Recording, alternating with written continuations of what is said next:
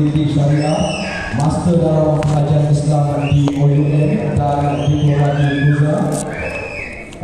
Letak di Seremban ke-9, orangnya berasal daripada Terengganu. Alhamdulillah sudah berumah tangga dan dikurniakan 7 orang cahaya mata. Pernah bekerja dengan Jakim dan Jabatan Dewan Agama Islam Negeri Sembilan, berunding cara berumah tangga, berdakwah, berceramah bebas dan moderator.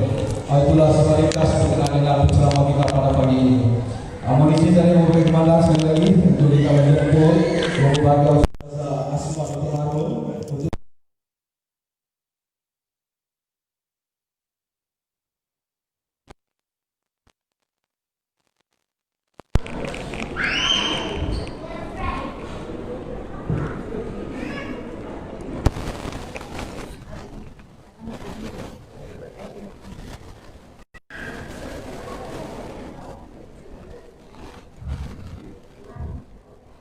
Subhanallah, subhanallah, alhamdulillah, Allahu akbar. Alhamdulillah, minasyaitonirrajim. Bismillahirrahmanirrahim. Assalamualaikum warahmatullahi wabarakatuh. Alhamdulillah, alhamdulillahirabbil alamin. Hamdalillah, salatan wa salaman ala rasulillah. Sayyidina wa maulana wa habibina wa syafi'ina Muhammad ibn Abdillah wa ala alihi wa ashabihi awliyaillah. Alhamdulillah, lebih dahulu saya ucapkan terima kasih kepada Yang Berbahagia Komandan Negeri bin Haji Hashim, Komandan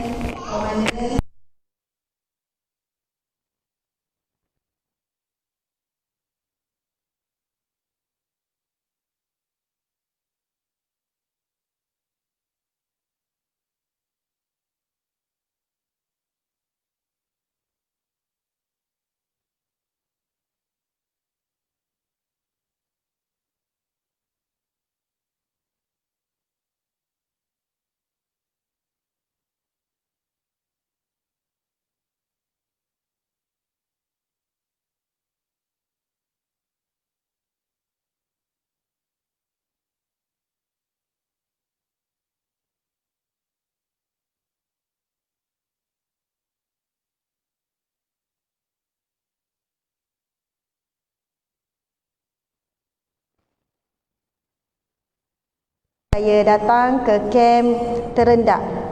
Betul kan? Kem Sungai Udang. Oh, ini bukan kem terendah Sungai Udang. Oh, okey. Minta maaf. Kem Sungai Udang, Malacca. Malaysia. Subhanallah, alhamdulillah. Jadi saya difahamkan sebelum mula yang datang ni kebanyakannya pasangan suami isteri, betul? Ada tak yang datang para muslimat wanita di sini, dia datang, suami dia tak datang hari ni? Ada tak yang suami dia tak ada kat sini hari ni? Oh, tak ada. Okey, yang muslimin pula, ada tak yang pasangan dia tak datang hari ni? Ada. Oh, ada juga ya. Boleh ke kalau saya minta duduk dengan pasangan? Ke memang tak boleh nak duduk asing macam ni? Ke memang bergaduh ke macam mana? Oh, SOP. Oh, memang kat rumah pun duduk 1 meter. Ya, gelak tu. Kan boleh kan? Ya, maksudnya kita susun memanglah ikut SOP, memang kita akan ikut. Suami, isteri, suami, isteri. Faham tak? Maksudnya janganlah isi orang duduk tepi suami orang. Dia mesti lepas perempuan, lepas lelaki. Faham ya? Boleh tak kita buat aktiviti sikit sekali nanti? Ada aktiviti suami isteri, boleh ke? Boleh, insya-Allah.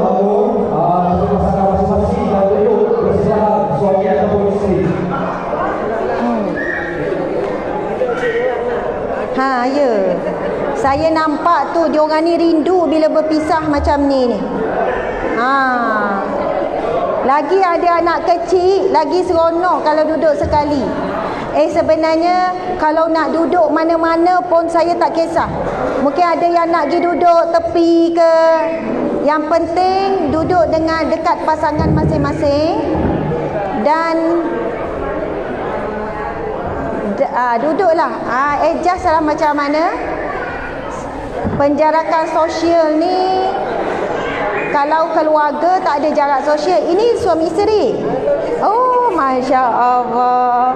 Kan sedap duduk dekat kan? Bolehlah pegang-pegang. Masya Allah. Okey. Tak apa, kalau ada yang rasa nak duduk yang sebelah kanan, sebelah kiri ni pun boleh. Mana selesa. Tak ada protokol-protokol. Keras je kalau tak tu kan. Tegak, keras je belaka.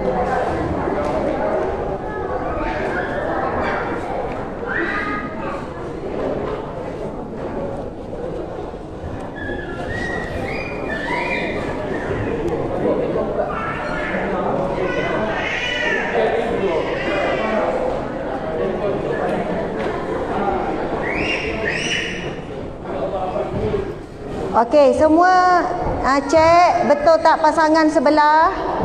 Kok bertukarlah pula dengan isi orang lain. Tengok. Ya, jadi suami isteri boleh duduk rapat lah. Ada yang ikut juga penjarakan sosial tu kan. Yang mana pasangan tak datang, tak payahlah buat-buat sedih ya. Saya tengok atas tu memang pelik juga tu kan, pasangan dia sesama. Mungkin sama ada bujang ataupun isteri tak ada bersama, wallahualam. Tapi tak apalah tuan ya. Harap boleh menjaga perasaan masing-masing kan. Masya-Allah. Okey, alhamdulillah masih ada yang cari tempat tu, dah dapat pasangan masing-masing. Subhanallah. Alhamdulillah. Muslimin muslimat sekalian, saya sekarang juga bersiaran langsung melalui FB dan juga page Instagram dan juga FB page saya. Tapi jangan bimbang, saya tak akan pusinglah kepada audiens. Sebab suasana dewan kita ni mungkin orang tak faham pada pasangan suami isteri. Kenapa tak ada penjarakan sosial dan sebagainya. Kemudian untuk pengetahuan sahabat-sahabat di FB dan juga di Instagram, saya sekarang berada di Kem Sungai Udang Melaka, tempat pertahanan lah, kan, kem pertahanan, masa tempat askar-askar, mereka yang frontliner kita juga, keselamatan negara kita, subhanallah. Dan saya rasa sangat bertuah pada pagi yang barakah ini kerana saya dijemput. Saya dijemput untuk bersama-sama dengan kalian semua, alhamdulillah. Okey, untuk menenangkan keadaan, marilah sama-sama kita memulakan.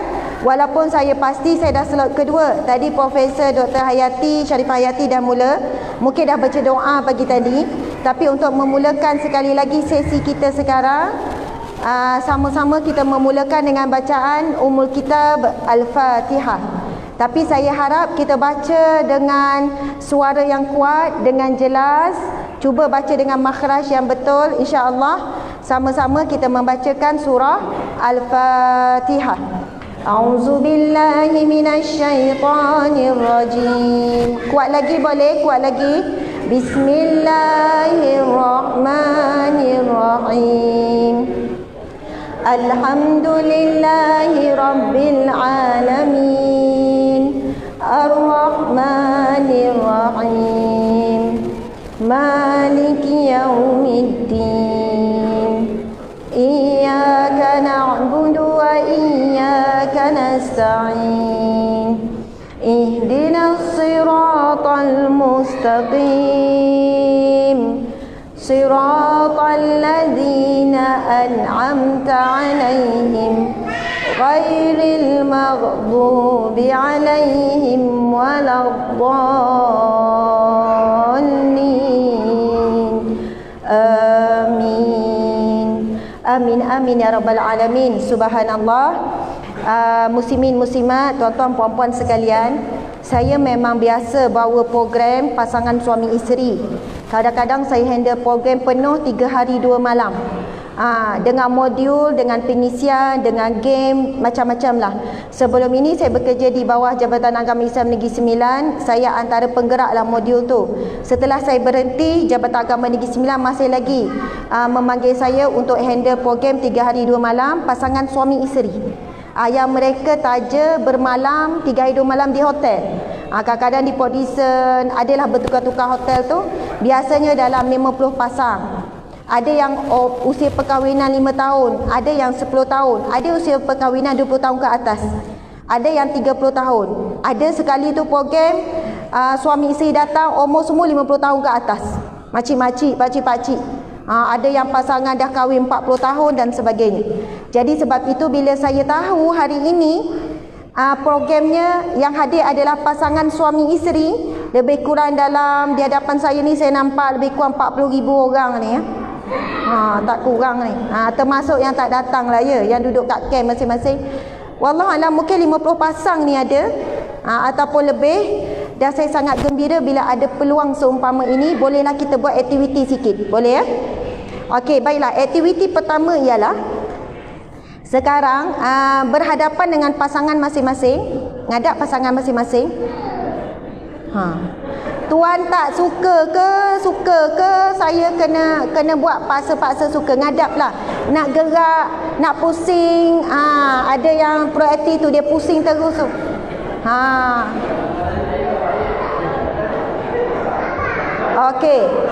Okey, tengok mata pasangan, anak mata pasangan.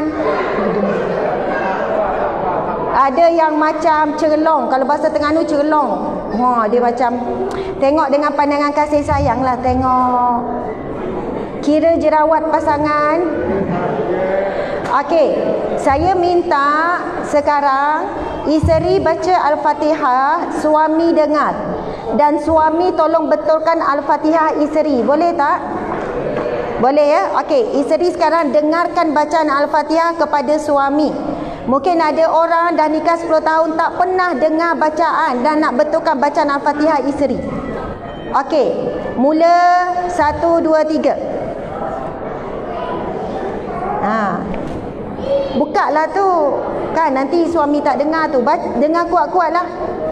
Yang pasangan lelaki-lelaki dengarkan bacaan tu. Buat juga. Suami jangan angguk-angguk je. Kalau rasa tak betul, tegur. Bisik dekat dengan telinga tu. Jangan ni pula, talqin pula kan.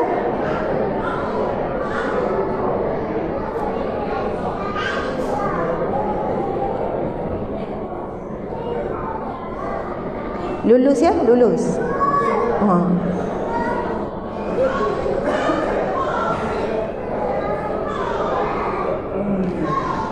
Subhanallah, ada yang belakang 3 orang lelaki duduk sekali beria di atas mat tu. Masya Allah. Okey, alhamdulillah. Kalau kita tak biasa buat, selepas ini tolong jadikan satu amalan kebiasaan. Seminggu sekali ke dengarkan bacaan isteri dan anak-anak. Okey, sekarang saya minta suami bukan dengarkan Al-Fatihah, bacakan Al-Fatihah dengan terjemahan kepada isteri. Alamak, subhanallah. Al-Fatihah dengan terjemahan. Bismillahirrahmanirrahim. Dengan nama Allah yang Maha Pemurah lagi Maha Pengasihani. Alhamdulillahirrabbilalamin. Segala puji bagi Allah, Tuhan sekalian alam. Saya akan pilih 2-3 pasangan untuk baca depan ni. Jadi saya dah nampak dah ada suami yang buka telefon tu.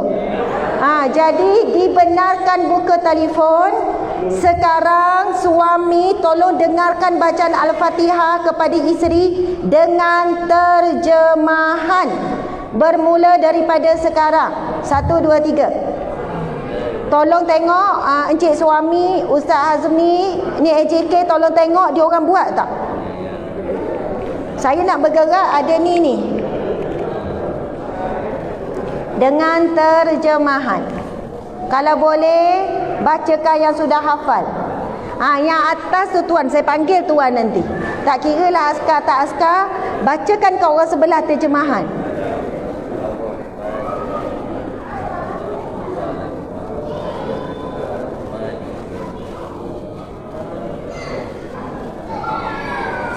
Ada saya tengok isteri pula bacakan. Saya nak suami juga. Yang abang nak bacakan Al-Fatihah dengan terjemahan ni, awak dengar ya.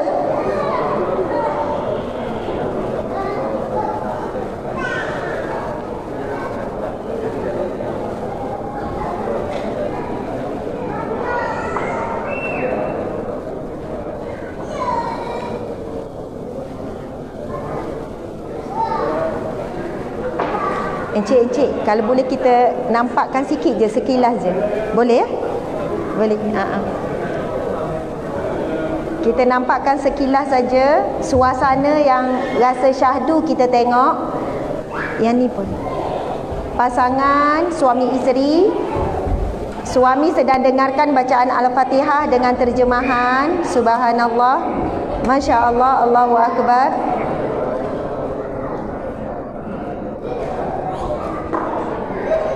Okey, boleh ulang lagi sekali. Last. Lagi sekali. Tadi kita tengok. Sekarang cuba baca Al-Fatihah dengan terjemahan. Sambil-sambil tu tak berapa tengok telefon. Cuba ingat balik. Bismillahirrahmanirrahim. Segala puji dengan nama Allah yang Maha Pemurah lagi Maha Pengasih. Masya Allah.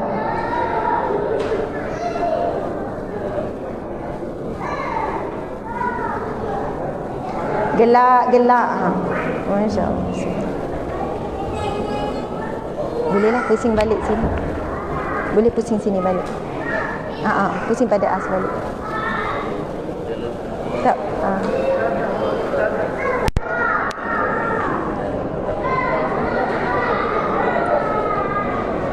Tak, pusingkan kepada as balik. Bolehlah pusingkan kepada as balik. Kenapa?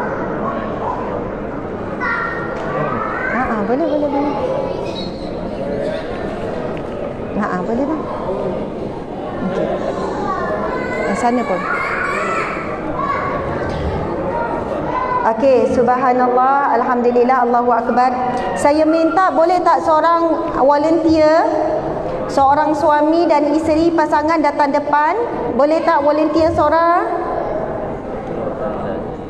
Saya dengar askar paling berani askar kem Sungai Udang, Melaka. Ada berani tak nak baca Al-Fatihah? Nak baca dengan terjemahan. Tuan, semua orang calonkan tuan. Nampak Boleh guna telefon. Ada tunjuk. Boleh guna telefon. Okey, sila tuan dan isteri datang depan. Subhanallah.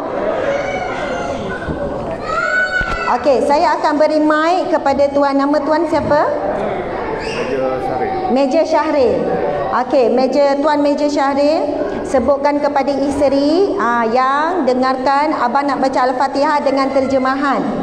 Lepas tu Tuan Meja cakap dekat isteri, awak dah semayang berpuluh tahun, takkan Fatihah pun tak ingat?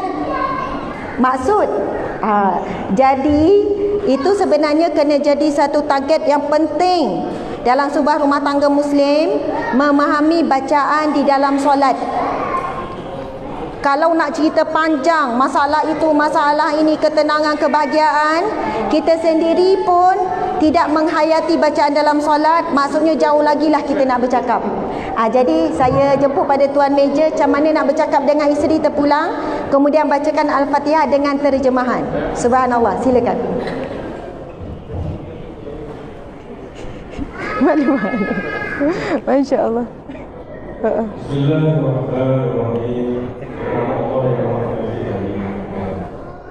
Alhamdulillah Rabbil Alamin. Segala puji bagi Allah Tuhan seluruh segala.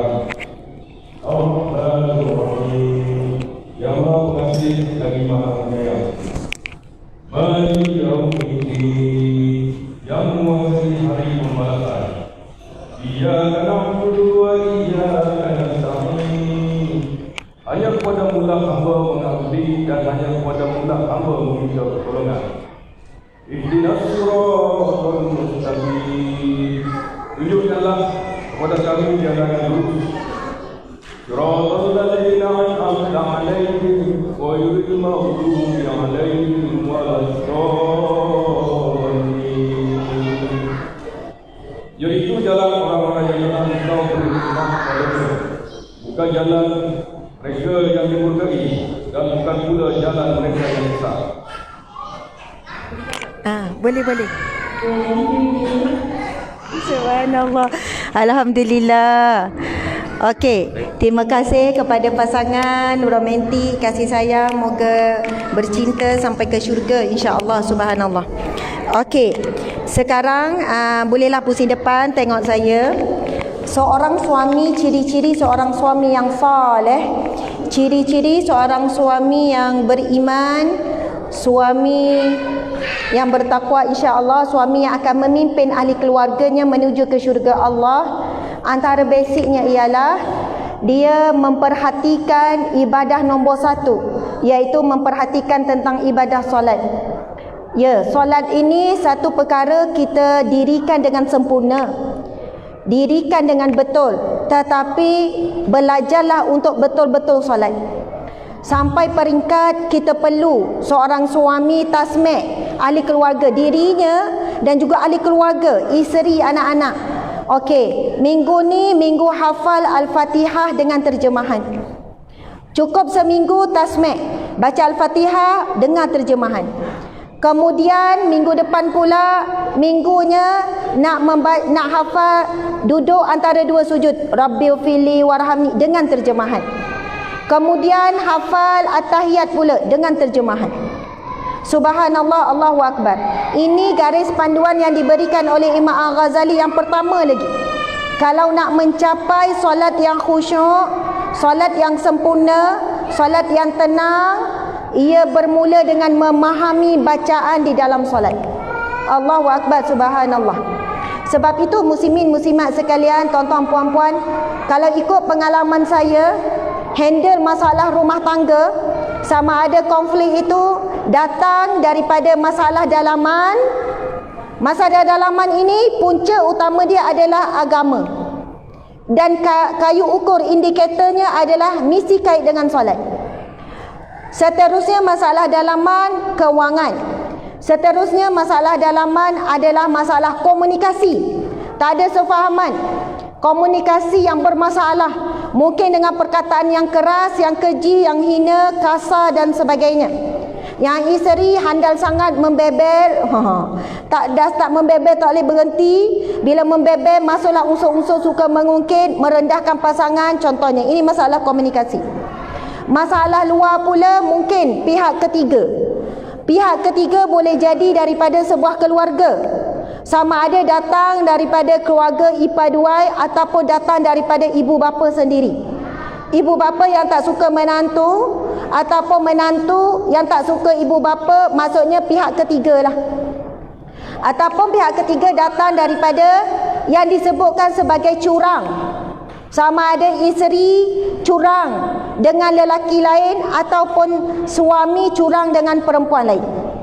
Tuan-tuan, puan-puan sekalian, InsyaAllah lepas ni saya ada beberapa lagi game. Kita akan buat selang-selang. Saya tahu dah dekat tengah hari ni. Dan ambil kesempatan pula hari ni, muslimin muslimat, suami isteri. Biasa saya bawa juga PowerPoint, ada lagu, ada nasyid. Tapi hari ni saya tak bersedia sangat. Kalaulah kita ada masa contohnya setengah hari, memang seronoklah kita boleh buat dalam deep sikit. Tapi insyaAllah lain kali ya, kalau ada rezeki. Okey, saya dulu sebagai perunding cara rumah tangga, saya ketua unit runding cara di Jabatan Agama Islam Negeri Sembilan. Maksudnya, contoh di kem yang berada di Port Dickson, ada kem tentera di Port Dickson kan. Jadi, itu juga di bawah unit saya. Laporan di Port Dickson memang berbeza dengan laporan di daerah-daerah yang lain. Dan kes yang banyak diadu di Port Dickson, tentulah datangnya, maksudnya sebab ramainya askar di situ, banyaknya kes yang diadu daripada askar. Jadi saya secara peribadi saya tahu statistik masalah rumah tangga kalau yang berlaku di sekitar askar.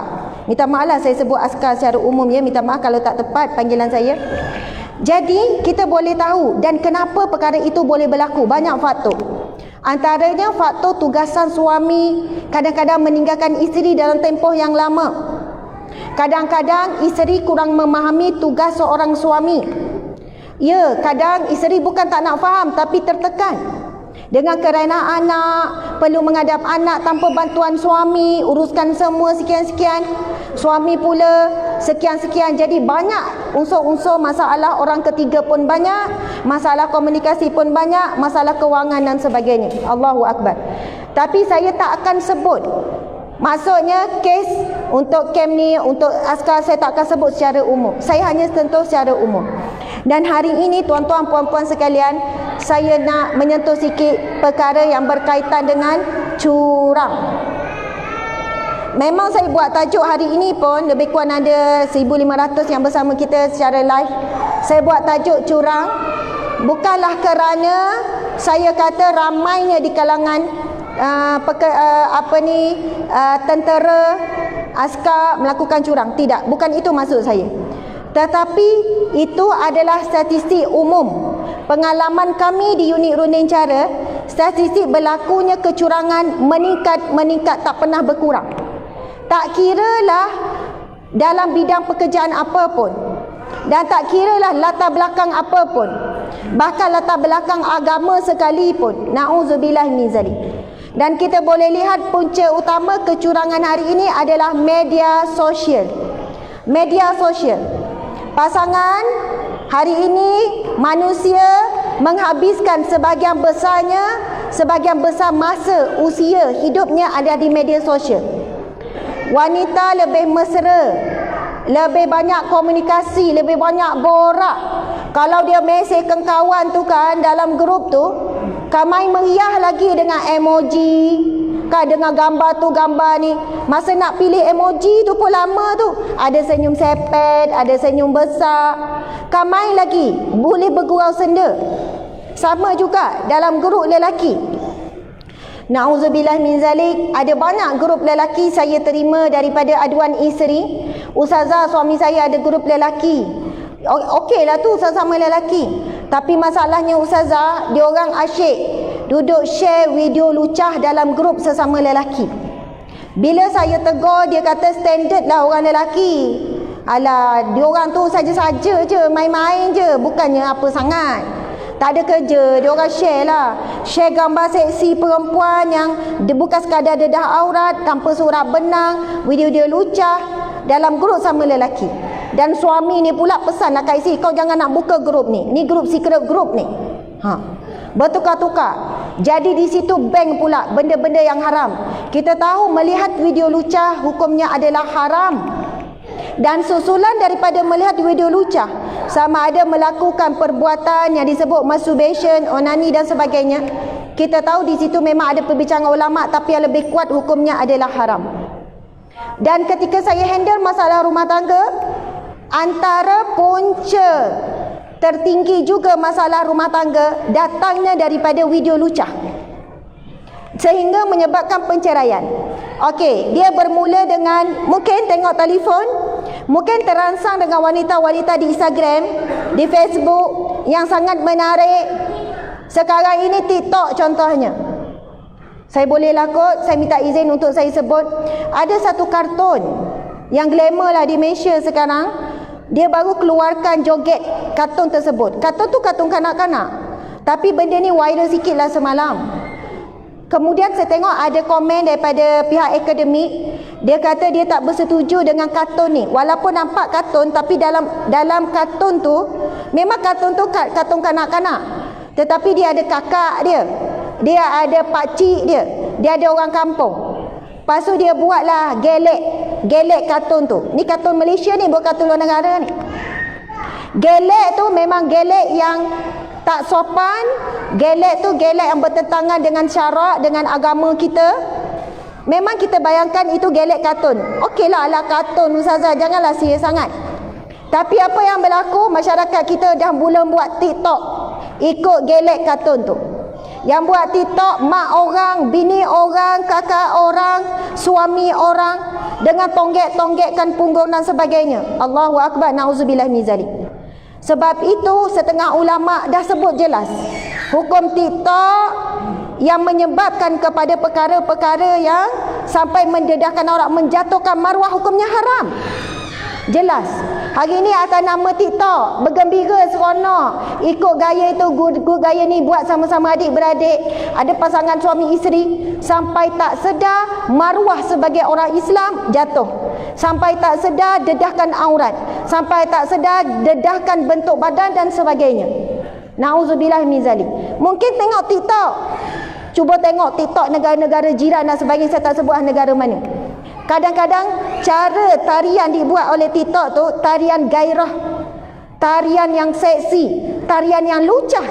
Saya boleh sebutkan banyak tarian TikTok, tarian yang lucah, tunjuk bahagian-bahagian badan yang tertentu.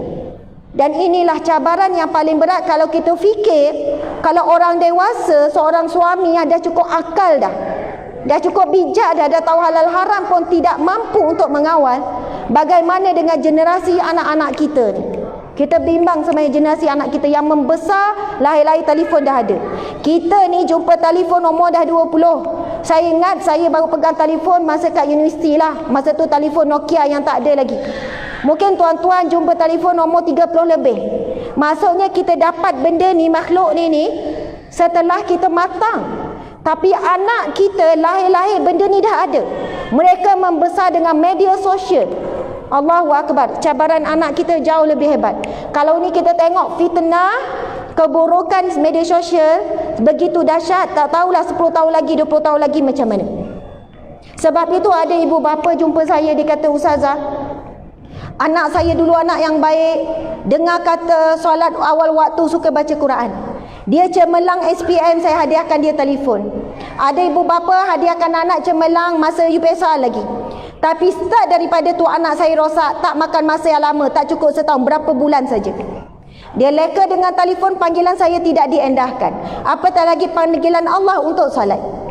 Al-Quran mula kurang baca, dia mula kurang ajar, dia mula kurang adab. Dia mula suka bandingkan saya dengan ibu bapa yang lain. Dia mula meminta dengan saya benda yang saya tak mampu beri. Sebab apa? Tengok kat Instagram orang tu update makan McD, mak nak McD. Tengok orang tu ni update ni, mak orang nak beli ni, malulah orang tengok. Sebab apa? Mereka mula nak menunjukkan diri mereka di Instagram. Dan dia tengok media sosial Instagram itu, siapa yang ramai follower? Orang yang menunjuk-nunjuk kehidupan yang mewah, orang yang menunjuk-nunjuk kecantikan diri dan sebagainya. Jadi akhirnya mereka tidak ada jati diri, tak ada diri di mereka yang sebenar. Mereka terbentuk dengan sebagaimana media nak mereka dilihat. Dan ramai remaja hari ini stres, kemurungan, macam-macam penyakit mental disebabkan perkara ini. Sebab itu ibu bapa yang menyerahkan telefon, handphone kepada anak dia terlalu awal ataupun ketika belum bersedia, umpama memberi pisau untuk menikam diri sendiri, ataupun memberi racun kepada anak untuk anak itu telan sendiri. Allahu Akbar, subhanallah. Kemudian adalah saya nak share seorang ibu bapa, dia kata, "Ustazah, saya kalau tak beri telefon kepada anak, anak peringkat dah perlu, dah BSPN, nak pergi universiti dan sebagainya. Anak saya pun minta, dia pun saya rasa dia boleh kawal diri. Tapi masa saya nak bagi telefon, saya bagi syarat. Dalam tempoh 30 hari, mesti solat awal waktu. Tepat, awal waktu dengan azan terus solat. Sebelum nak buat penyerahan telefon ni, dia punya standard kepada anak tu, dia nak bina benteng dulu. Kemudian dia buatlah peraturan lagi, Al-Quran baca satu hari satu juzuk. Saya tak ingat dah macam mana peraturan dia buat. Kemudian zikir sekian-sekian, kemudian begini-begini. Dia kata alhamdulillah, sebab anak tu nak sangat telefon, dia buat, Ustazah. Tetapi yang bagusnya selepas sebulan, anak tu mula kata, "Umi, tak apalah, tak ada telefon pun orang tak nak lah, takut nanti." Sebab sebulan dia buat amalan tu, dia rasa seronok, dia rasa tenang, dia boleh istiqamah. Seasalnya dia nak buat tu kerana apa? Semangat nak dapat telefon tu. Jadi dia semangat ni, dia akan buat apa syarat-syarat mak buat ni. Tapi bila sampai tahap keinginan tu menurun, tak apalah, tak ada handphone pun tak ada masalah lah, okey je, sekarang boleh baca buku, seronok. Tetapi sebab dia perlu, dia nak pergi belajar, ibu apa bagi. Dan dia kata alhamdulillah Ustazah, anak saya boleh mengawal telefon, bukan telefon yang mengawal dia. Boleh mengawal media, bukan media yang mengawal dia. Tuan-tuan, puan-puan sekalian, masa saya bertugas dulu, antara penemuan ataupun kajian yang kita buat, saya sendiri pengalaman saya, bila turun ke sekolah, dulu saya banyak ceramah ke sekolah. Saya buat kaji selidik, saya edarkan soal selidik. Kalaulah pelajar ada 100 orang, lebih kurang 5 ke 10 orang saja yang solat penuh 5 waktu. Ini sekolah menengah saya cerita. Kalau 100 orang, tak sampai 10 orang yang solat penuh 5 waktu. Yang lain tu ada yang solat tak solat langsung. Ini adalah di kalangan pelajar Muslim. Kemudian bila buat soal selidik mengenai video lucah, lebih 50% remaja terlibat melihat video lucah. Lebih 50%. Dan saya pernah baca kajian, remaja lelaki terlibat dengan pornografi dan juga onani. Saya rasa tuan-tuan puan-puan faham kot perkataan ni. Masturbation, istifta dalam bahasa Arab. Kalau remaja lelaki hampir 80%, remaja wanita semakin meningkat sehingga 50%. Puncanya adalah media. Puncanya apabila melihat perkara-perkara, start daripada contoh TikTok. TikTok yang gairah, TikTok yang lucah. Lama-lama keinginan itu bertambah, dia tak berkurang. Nak lihat lebih lagi. Dan benda ini sangat mudah untuk diperolehi di media, di internet. Macam-macam apps ada. Perkongsian di FB, perkongsian sekian-sekian. Sampai peringkat remaja ini, dia tak boleh mengawal dirinya. Apa kaitan dengan tajuk kita hari ini, cari keberkatan hidup, tentang keluarga mawaddah? Pengalaman saya, banyak suami yang terdedah daripada remaja dengan pornografi dan terbiasa melakukan onani akan memberi kesan kepada hubungan suami isteri, ataupun kita panggil hubungan jima' dari sudut Islam kan. Hubungan suami isteri, hubungan seksual. Saya dulu peruncing rumah tangga, ini adalah perbincangan ilmiah. Yang kedua, saya juga penceramah kursus kahwin, kursus pra perkahwinan sebelum kahwin. Dan tajuk yang selalu saya diberikan adalah hubungan suami isteri. Saya bukan kupas tajuk itu dari sudut lucah dan sebagainya, tetapi betul-betul dari sudut ilmiah. Sebab kita tahu antara tujuan utama ataupun tujuan terbesar an-nikah, maksud an-nikah itu sendiri jima', iaitu an-nikah itu sendiri yang membawa maksud persetubuhan menghalalkan hubungan suami isteri ataupun menyalurkan fitrah yang halal yang Allah berikan kepada lelaki, mana nak salurkan fitrah keinginannya kepada isteri yang suci. Begitu juga wanita ada fitrah tersebut di mana nak salurkan kepada pasangannya suami. Dan setiap kali suami isteri menyalurkan fitrah keinginannya kepada pasangan, diberikan pahala, diberikan sebagai salah satu ibadah, sebagai satu amal soleh. Ini ditanya oleh sahabat Nabi. Seorang sahabat Nabi bertanya, "Ya Rasulullah, untunglah si kaya ya Rasulullah. Orang kaya juga salat, aku juga salat, orang kaya pun salat. Orang kaya berpuasa, aku juga berpuasa. Orang kaya berzikir, aku juga berzikir. Tetapi orang kaya, si kaya mampu melakukan sedekah begitu banyak, tapi aku tidak mampu ya Rasulullah. Aku miskin ya Rasulullah, untunglah si kaya." Lalu Rasulullah pun menyebutkan kepada dia, ini hadis yang sahih ada dalam kitab Riyadhus Shalihin. Nabi bersabda, sesungguhnya bagi kamu, subhanallah, alhamdulillah, Allahu Akbar, sedekah bagi kamu. Ini bagi orang yang betul-betul tak ada harta. Kita kat sini ni ada banyak harta, kena sedekah harta lah. Kemudian Nabi sudahi hadis tersebut, menjima' isterimu adalah sedekah bagi kamu. Lalu sahabat itu bertanya semula kepada Nabi, "Ya Rasulullah, adakah mengikut hawa nafsu itu juga dikira sebagai ibadah?" Rasulullah pun bertanya dia kembali, "Apa pendapatmu sekiranya kamu salurkan kepada yang haram? Sudah tentu berdosa ya Rasulullah. Maka isterimu halal untukmu dan setiap kali itu dikira sebagai satu ibadah." Dan saya nak sebut secara tak langsung, muslimin muslimat sekalian, ramai yang tak mengikuti sunnah Nabi apabila dalam melakukan hubungan suami isteri. Tidak mulakan dengan doa, sedangkan ada doa. Kalau tak ingat doa, bismillah pun okey. Auzubillah minasyaitanirrajim. Sebab syaitan, jin memang akan memainkan peranan yang besar. Dia nak merosakkan hubungan suami isteri bermula daripada hubungan kelamin, bermula daripada hubungan suami isteri. Apabila hubungan suami isteri rosak, akan mula ada masalah komunikasi, akan mula masalah orang ketiga, akan mula masalah tak sefahaman. Sebab itu ramai yang datang mengadu dengan saya dulu. Mula-mula cerita, kami tak sefahaman ustazah, kami ada masalah kewangan ustazah, ada masalah itu, masalah ini. Tapi bila kita masuk deep, rupanya punca masalah adalah masalah hubungan suami isteri. Sebab itu para alim ulama terdahulu memang ada menukilkan perbincangan kitab-kitab khas berkenaan dengan perkara ini. Kalau kita orang Islam, kita faham, mulakan dengan doa-doa. Apa doa? Wallahu alam, tuan-tuan hafal ke tidak? Allahumma jannibis syaitan, Allahumma jannibni minasyaitan wa jannibis syaitan ma razaqtana. Yang bermaksud Allahumma jannibis syaitan wa jannibis syaitan ma razaqtana. Maksudnya, ya Allah, lindungilah kami daripada gangguan syaitan, didekati oleh syaitan, dan jauhilah kami daripada gangguan syaitan dengan rizki yang Engkau berikan. Dalam hubungan suami isteri yang barakah, antara rizki yang Allah beri ketika hubungan suami isteri adalah hubungan cinta, kasih sayang, rindu. Dan yang kedua, insya-Allah dikurniakan zuriat, anak.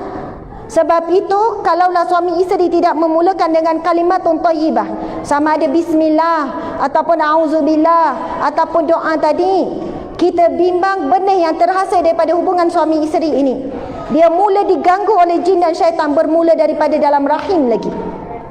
Sebab ketika itu jin dan syaitan bersama dalam ketika hubungan tersebut dilakukan. Mungkin jarang orang nak sentuh perkara ini. Wallahu alam, tolonglah cari, tolonglah baca. Carilah bagaimana hubungan yang baik menurut Islam, yang barakah dan sebagainya. Masya-Allah. Tapi saya nak kembali kepada tadi tu. Apa kaitan melihat benda yang lucah? Kenapa ada kesan kepada hubungan suami isteri? Ada ramai klien saya bila saya tanya, sebab kita kalau kaunselor, kita pendencara, kita tanya memang dia akan jawab. Kalau isteri datang mengadu, ustazah, suami saya ni bermasalah, dia ni tak boleh jalan ustazah. Tapi saya tengok suami dia elok berjalan tu masuk bilik kaunseling kan. Maksudnya suami hilang kemampuan untuk menunaikan nafkah batin isteri. Suami pun jawab, alah, awak ni kan perempuan, takkan heboh benar benda tu. Benda tu apa awak nak bising ke? Awak kan perempuan. Lepas tu saya terus terangkan kepada suami, encik, ini fitrah yang Allah ciptakan. Dan kalau encik menafikan fitrah. Dan ini bukan salah isteri kalau dia tidak dapat hak dia dalam bab hubungan suami isteri contohnya. Dan isteri pergi mengadu kepada hakim ke mahkamah. Dan isteri mungkin minta nusyus, bukan. Isteri minta fasakh ataupun minta khuluk ataupun minta cerai secara baik. Dan ini di antara pertimbangan yang dipertimbangkan oleh mahkamah. Bahkan mungkin isteri itu dapat khuluk, tebus talak, dan mungkin isteri ini dapat pun fasakh. Dia kata, ustazah, takkanlah isteri saya tak boleh sabar. Ini ya, kalau encik kata ini soal sabar, betul sabar, bertahan, tunggu, takkan tak sabar dan sebagainya. Tapi bagaimana kedudukan encik apabila tidak menunaikan keperluan isteri, encik berdosa? Saya suka tanya kadang-kadang dalam ceramah kan, apa hukum seorang isteri menolak ajakan suami? Ramai yang akan jawab berdosa, haram, dilaknat. Sebab memang ada hadis Nabi SAW kepada isteri yang menolak ajakan suami, hadis yang sahih, dilaknat oleh Allah, dilaknat oleh para malaikat, daripada bermula dia menolak sehinggalah dia menerima semula, ataupun bermula daripada dia tolak malam sehinggalah pagi. Tapi bila ditanya apakah hukum suami pula yang menolak keinginan isteri, ramai yang kata tak tolaknya ustazah, dia jawab macam tu lah. Ada juga yang jawab, alah, harus je, bukan wajib pun. Habis tu, bukankah menunaikan nafkah zahir dan nafkah batin itu kewajipan masing-masing? Ia juga wajib kalau suami tidak menunaikan tanpa sebab yang kukuh, ia juga merupakan perbuatan dosa kerana melalaikan tanggungjawab. Okey, baiklah. Saya nak minum air sikit ya. Bismillahirrahmanirrahim.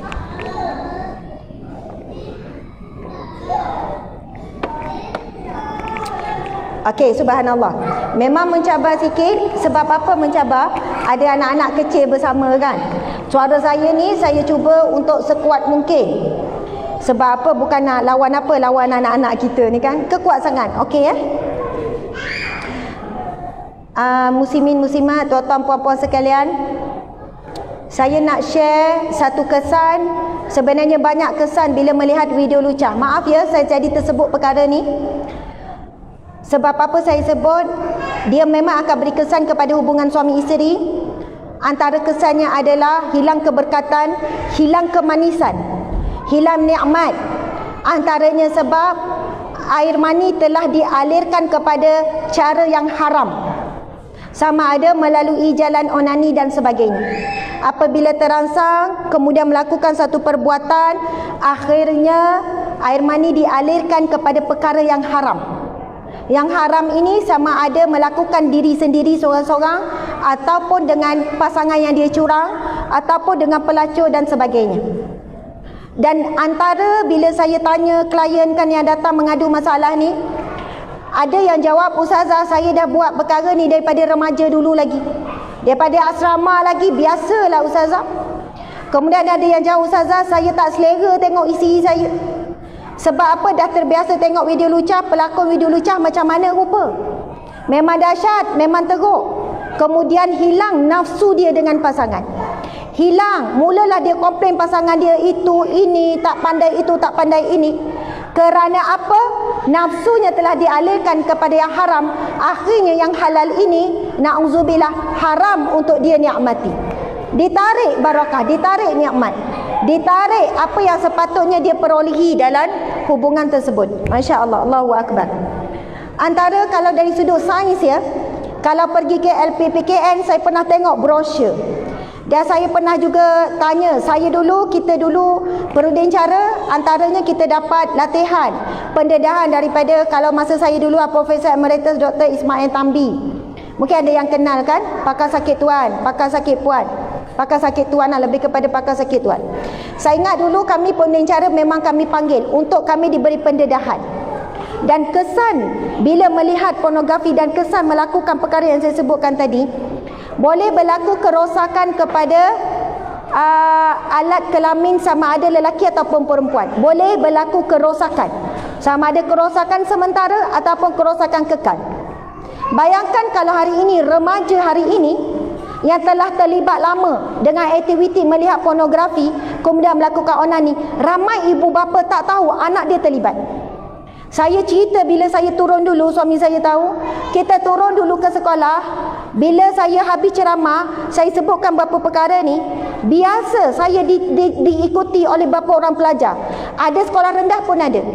Darjah 5, darjah 6, tingkatan 1, tingkatan 2, tingkatan 3. Ustazah, nak jumpa kejap, nak jumpa kejap. Kenapa dek? Ada apa? Ustazah, yang Ustazah cerita tadi tu, dah lama dah saya buat. Saya tak tahu pun benda tu tak boleh buat. Apa yang kamu buat? Yelah yang Ustazah cerita tu, guna tangan sendiri, begitu begini, kemudian lepas keluarlah air sekian-sekian, dan saya tak tahu pun wajib mandi wajib. Kamu tak tahu, kamu dah balik belum? Kalau kamu dah buat perkara umpama itu, kamu dah balik automatik sebab dah keluar air mani. Kamu macam mana kamu boleh terlibat? Ustazah, ada berapa ramai sebenarnya yang berterus terang bercerita, Ustazah, saya terlibat masa kecil dulu, ayah saya tengok benda lucah. Ayah saya tengok video lucah, lepas tu saya tengok sama. Saya memang masa tu tak faham lagi. Ada yang abang tengok, adik pun tengok sama. Lama-lama dia bila dah selalu tengok ada ketagihan, memang akan ada ketagihan. Dan lama-lama saya tak tahu apa yang saya buat, tapi saya ikut saja rangsangan tersebut.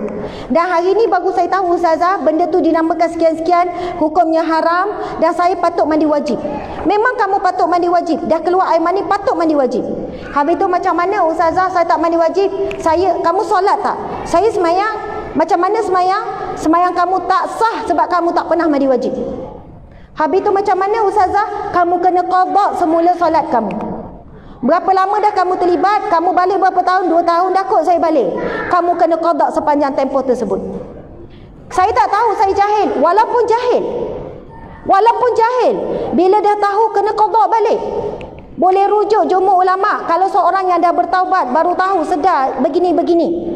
Bila dah tahu, Ustazah banyaknya nak kena qada, qadalah perlahan-lahan. Satu waktu sekali qada. InsyaAllah lama-lama habis. Jangan sampai tak qada langsung. Ustazah, macam mana nak berhenti? Saya dah ketagih. Pelajar universiti ramai buat pengakuan dengan saya. Melalui FB, kalau saya ceramah turun ke universiti, sama ada pelajar perempuan ataupun pelajar lelaki. Dan perkara ini akan bagi kesan bila dah kahwin besok. Sebab itu hari ini kita dapati ramai perkahwinan usia muda bercerai. Kahwin berapa bulan bercerai. Pengalaman saya ada kes yang kahwin 3 bulan bercerai, 6 bulan bercerai. Banyak sebab ada masalah hubungan suami isteri. Sebab itu kalau kita tengok, bila hubungan suami isteri baik, elok, mengikut sunnah, mengikut cara, jadi ibadah, Allah akan jaga hubungan ini. InsyaAllah kalau hubungan suami isteri okey, kalau ada masalah kat dapur akan okey. Kalau ada masalah kat ruang tamu akan okey. Tapi kalau once ada masalah hubungan suami isteri, hubungan di dalam bilik, hubungan yang disebutkan hubungan seksual ni, masalah kecil-kecil di ruang tamu, di ruang dapur, masalah jadi besar semua. Sebab dia akan bagi kesan kepada psikologi, bagi kesan kepada mental, bagi kesan pada emosi, sebab tak cukup keperluan yang sepatutnya. Kalau kita sebut kesan melakukan onani, kesan lihat pornografi, dari sudut sains terbukti jelas berlakunya kesan kerosakan kepada alat kelamin tak boleh berfungsi dengan normal, sama ada secara baik, sempurna ataupun rosak terus untuk jangka masa yang panjang. Kalau kes-kes yang datang macam tu pada saya kan, minta maaf saya sebut sikit. Seorang lelaki contoh isi mengadu, suami tak mampu, 2 tahun dah ustazah suami saya tak mampu. Dari sudut nafkah batin, 3 tahun, ada 5 tahun, ada lebih lama, 10 tahun pun ada. Sabar isteri ni, sabar. Kemudian suami pun jawab, alah ustazah, saya dah berusaha dah nak berubat. Encik berubat macam mana? Saya pergilah dukun sana, dukun sini, saya pergi mengurut. Contoh, minta maaf ya. Saya kata encik pergi jumpa doktor. Saya sarankan encik pergi jumpa doktor pakar sakit tuan. Pergilah hospital ke klinik ke pergi. Alah ustazah, benda ni bukan kait dengan doktor. Saya kata pergi encik, kalau betul nak selamatkan keluarga. Dan ini tanggungjawab encik. Kalau isi tak redha, encik berdosa. Kemudian alhamdulillah ada beberapa lelaki, maksudnya suami yang ambil tindakan pergi buat rawatan. Tak lama telefon, lepas berapa lama ustazah, alhamdulillah saya sihat semula. Selesai, case close. Walaupun dia datang mengadu mula-mula masalah komunikasi tak sefahaman, sebenarnya itu punca masalah. Bila benda tu settle, datang balik benih kasih sayang, benih cinta, benih rindu dan sebagainya. Sebab apa? Itu di antara keperluan hakiki, keperluan asasi seorang suami isteri. Itu di antara tujuan untuk menghalalkan hubungan suami isteri, hubungan akad nikah tu, itu antara tujuan dia. Subhanallah. Sebab itu perkara ni tak boleh remeh-temeh. Alah ustazah, contoh ya wanita. Saya nak pesan kepada para wanita sekalian muslimat. Ramai para wanita yang dah lepas bersalin, baru bersalin anak 2, baru bersalin anak 3. Suami datang mengadu, ustazah, isi saya dah 2 tahun dah, saya tunggu, dia memang dia tak boleh, dia trauma lepas bersalin. Ada juga isteri jawab, ustazah, saya memang dah tak ada perasaan, mungkin kesan beranak kot ustazah, hormon saya jatuh kot, hormon estrogen, orang lelaki testosteron kan. Saya kata puan, sebenarnya ia bukan normal, tak normal. Dan sampai bila puan nak buat alasan? Bila suami nak nikah lain, sebab isteri tak mampu nak tunaikan keperluan batin suami, isteri memberontak, isteri marah. Saya kata kalau puan tak boleh terima, puan kena berubat, puan kena rawat, puan kena ikhtiar. Jumpalah pakar sakit puan. Alhamdulillah, ramai yang ingat normal lepas beranak, tak ada keinginan, lepas beranak tak mampu lagi. Sebenarnya bukan normal. Bila pergi jumpa doktor, doktor boleh bagi pil hormon untuk supaya hormon estrogen tu naik semula. Doktor boleh cek itu, cek ini, mungkin ada tak kena. Sebab itu seorang isteri yang bertanggungjawab, suami yang bertanggungjawab, dia akan memastikan dirinya sehat untuk mewujudkan satu hubungan yang sehat, hubungan suami isteri yang sehat. Saya nak sebut lagi antara kesan masalah yang disebutkan, tengok tadi tu benda yang tak elok dan buat perkara yang tak elok tadi tu. Saya sebut tadi kesan kepada hubungan seksual. Kesan lain boleh cek dalam YouTube. Kalau tuan-tuan puan-puan nak cek dalam YouTube, kesan pornografi kepada otak. Nanti akan keluar satu video. Sebenarnya banyak video. Saya sebenarnya ada video tu, tak sempatlah nak tunjuk. Kesan buruk pornografi kepada otak, berlaku 5 kerosakan pada otak berbanding kesan dadah kepada otak, berlaku 3 kerosakan saja kepada otak. Okey, tuan-tuan puan-puan, cuba pegang depan ni, dahi depan ni. Semua ada dahi tak? Semua ada otak depan tak? Okey, ini otak bahagian depan. Okey, boleh jatuhkan. Otak bahagian depan ni disebut sebagai before memory cortex. Saya tak ingatlah, saya ingat belakang tu je. Tapi BFC, dia panjang istilah sains dia tu. Otak bahagian depan inilah yang membezakan kita dengan binatang. Otak bahagian depan ini adalah otak yang boleh membantu kita membuat keputusan yang baik ataupun buruk. Otak bahagian depan ini yang memberikan kita rasa bersalah bila buat salah, rasa berdosa bila buat dosa, bila buat maksiat, bila menipu dan sebagainya. Otak bahagian depan ini binatang tak ada, manusia ada. Dan apabila contohnya lihat benda-benda yang kotor dan melakukan perbuatan yang kotor, otak bahagian depan ini akan terendam dengan hormon dopamin. Dia terendam, hormon itu dihasilkan begitu banyak, diberikan kepada otak bahagian depan. Sebab itu datangnya rasa apa? Ketagihan. Datangnya rasa keinginan nak tengok benda-benda tu, datang rasa ketagih dan sebagainya. Bila tengok rasa seronok, rasa senang, rasa terangsang, rasa segar dan sebagainya. Itu rangsangan hormon dopamin yang terendam dalam otak bahagian depan yang disebut BFC tadi tu. Apa yang berlaku apabila terlalu banyak hormon itu dirangsang, akhirnya berlakunya pengecutan pada otak bahagian depan ni. Semakin mengecut, akhirnya manusia ini, lelaki ataupun wanita ataupun remaja yang masalah ini, dia hilang rangsangan ataupun hilang deria rasa bersalah, rasa berdosa. Sebab itu hari ini ramai anak remaja semayang tak rasa bersalah. Ramai lelaki tak solat tak rasa berdosa. Tak, perempuan dedah aurat tak rasa berdosa. Menipu pasangan tak rasa berdosa. Curang dengan pasangan tak rasa berdosa. Hilang dia rasa berdosa, antara puncanya adalah dia rasa yang diberikan oleh otak bahagian depan dah mula rosak. Anak tegur macam mana pun, anak menjawab dengan ibu tak rasa berdosa. Na'udzubillah, ini yang kita bimbang generasi kita semakin rosak sistem otak bahagian depan ni. Kerana melihat perkara-perkara yang boleh merosakkan sistem otak. Dan kesan melihat pornografi, saya ulang lagi sekali. Kerosakan pada bahagian otak berlaku pada 5 bahagian. Berbanding dengan kesan dadah, berlaku 3 kerosakan otak. Sebab itu subhanallah muslimin muslimat sekalian, macam tiba-tiba serius pula perbicaraan kita kan. Tapi puan, memang penting perkara ni. Sangat penting dan jarang orang nak sebut.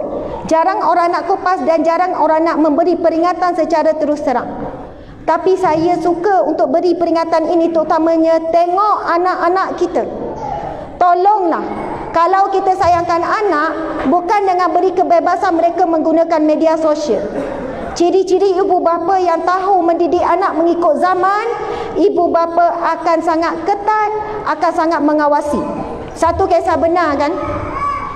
Seorang ibu ni cerita pada saya, ustazah, anak saya sekolah Arab, sekolah agama. Pakai tudung labuh, tudung bulat macam ustazah. Anak saya memang baik ustazah. Saya memang bagi dia hadiah telefon, saya tahu dia memang lembut, baik. Subhanallah, anak yang solehah lah. Sekolah berulang, bukannya sekolah duduk asrama. Satu hari, wallahualam ustazah, saya terasa nak baca mesej dia, nak buka telefon. Dan saya sangat terkejut, saya boleh baca telefon anak saya. Dia dah deal untuk hotel dengan pasangan dia. Maksudnya ada perbincangan dah, hotel tu check in ke esok ke macam tu lah. Maksudnya dia kata, masa tu tahu tak kenapa dia boleh check telefon anak dia? Sebelum tu dia dengar satu ceramah saya, dia kata, ibu bapa jangan 100% percaya kepada anak, bukan sebab anak itu buruk, tak. Kerana hari ini fitnah begitu dahsyat. Kerana suasana hari ini begitu buruk. Jadi tolong bersama dengan anak untuk menghadapi keburukan fitnah akhir zaman ni. Dia kata, saya memang cerita banyak kes yang ibu bapa terkejut. Rupanya anak dia ni dalam keadaan tersebut sekian-sekian.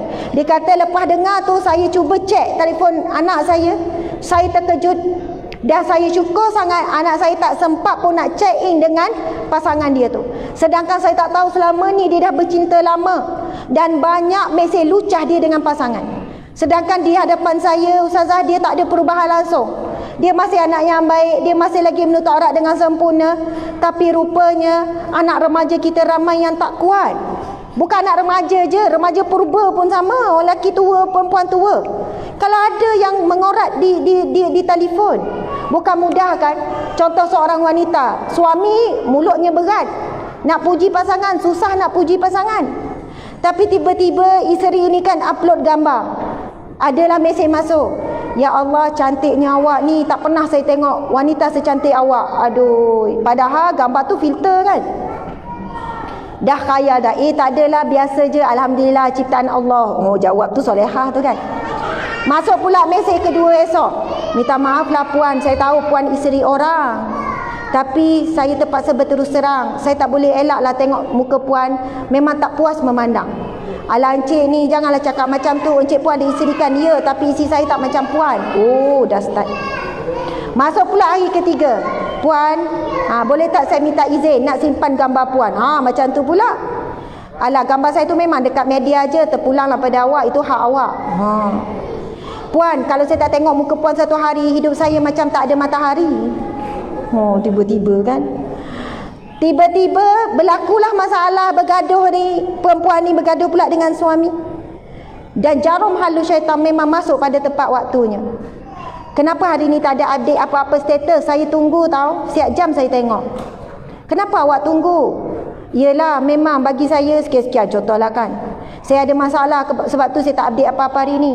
Masalah awak apa? Bagi tahulah saya. Saya memang dilahirkan untuk menyelesaikan masalah awak. Cia. Contohlah ya. Saya kan ada ibu bapa yang pernah tunjuk saya mesej anak dia yang baik macam mana boleh terpikat dengan lelaki.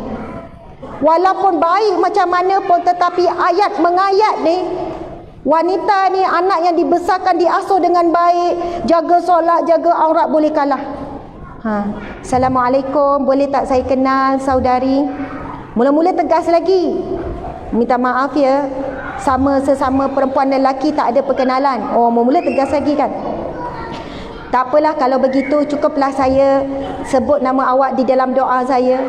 Saya harap suatu hari awak lah isteri. Contohlah kan. Moga Allah halalkan. Moga awak lah makmum saya. Dah start dah bunga-bunga. Allahu Akbar. Ramai yang start dengan solehah tu kan, mesej-mesej. Akhirnya tanpa ibu bapa sedar, mereka dah berjumpa, mereka dah bertukar gambar, mereka dah bertukar gambar tanpa menutup aurat, sampai tanpa sorak benang dan sebagainya. Na'udzubillah min zalik. Subhanallah, Allahu Akbar. Okey, sekarang kita buat aktiviti sikit. Boleh tak para suami duduk belakang isteri, suami berdiri di belakang isteri? Kan isteri duduk atas kerusi. Sekarang suami berdiri di belakang isteri.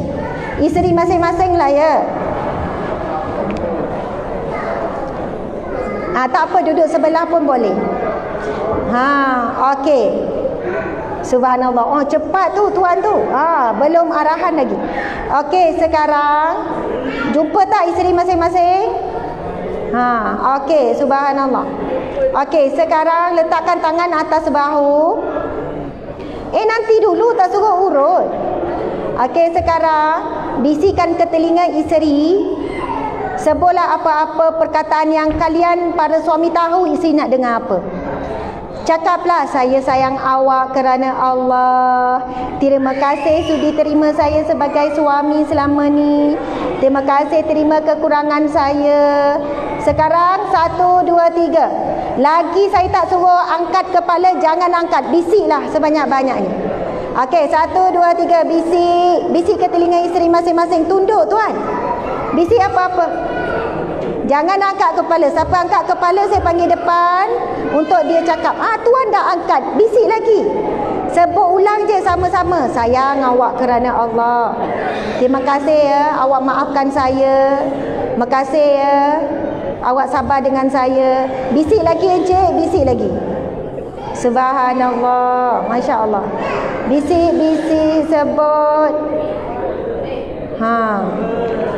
Ada yang nak termuntah ke?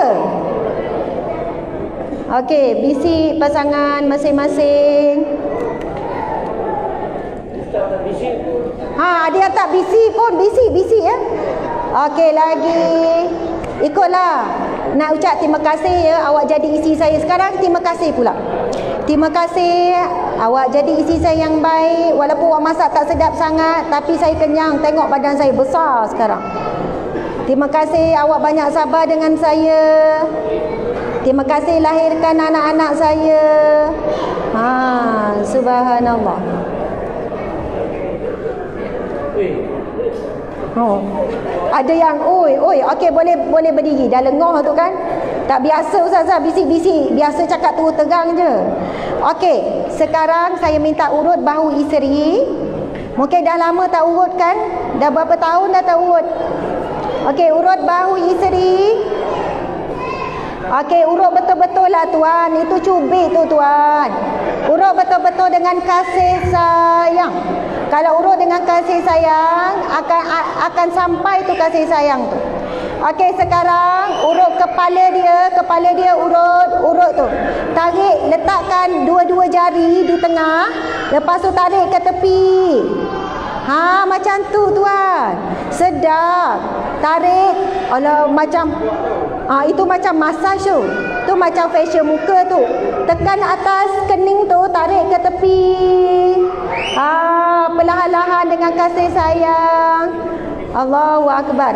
Okey, tarik, urut sikit sampai ke tepi, pusing sikit. Jumpa tak kening isteri? Jumpa. Saya pernah buat urut macam ni, ada isteri menangis. Makcik tu cakap, Ustazah dah 30 tahun kahwin, suami tak pernah urut. Ni kali pertama makcik tu cakap. Menangis dia. Okey. Dia jawab dia lupa. Dia cakap apa? Dia terlupa nak urut. Okey, sekarang pergi balik pada bahu. Leher sikit. Jangan cekik ya. Nak marah macam mana jangan cekik. Leher isteri sikit. Okey, bahu dia, leher. Buatlah. Apa nak buat? Ada yang buat belakang tu kan? Belakang telinga. Okey. Subhanallah. Ada yang urut sambil bisik-bisik. Masya Allah. Okey, sekarang karate bahu isteri tu. Karate. Karate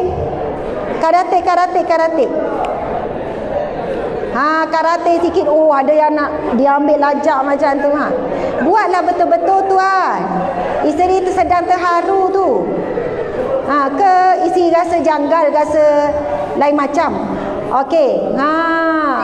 Okey, subhanallah.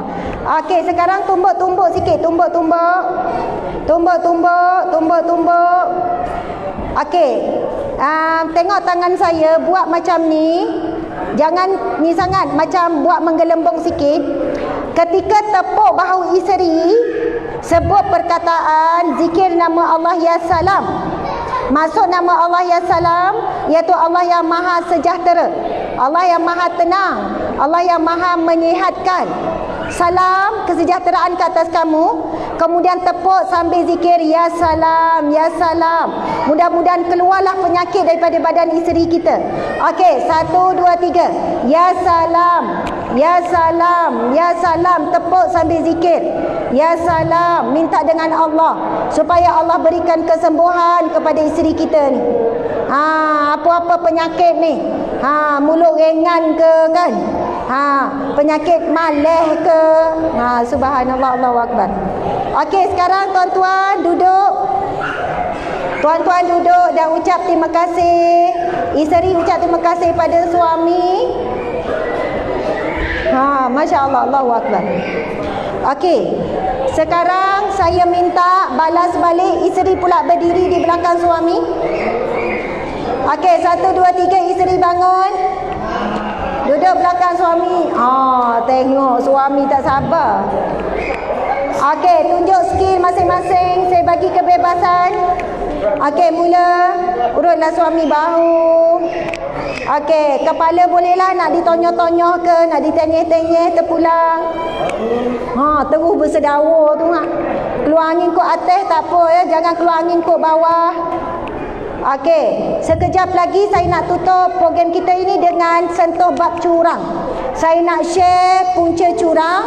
Kemudian saya nak sebut bagaimana kaedah menghadapi pasangan curang.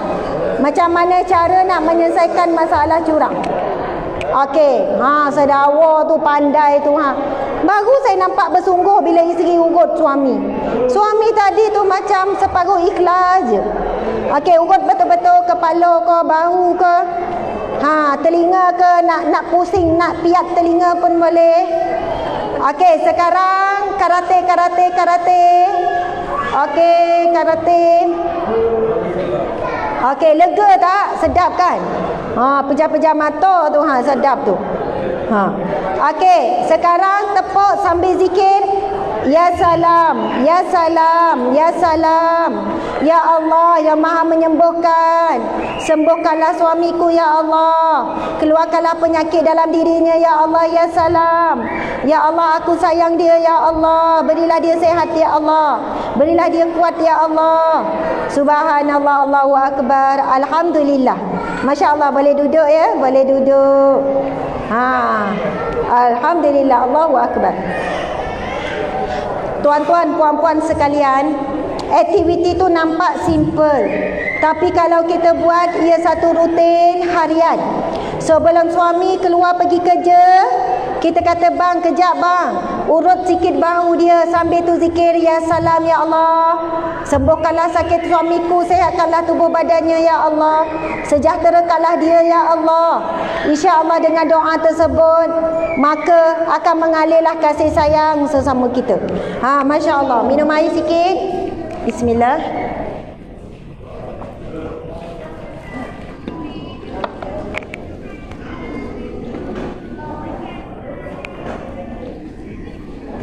Sekarang pukul 11.40.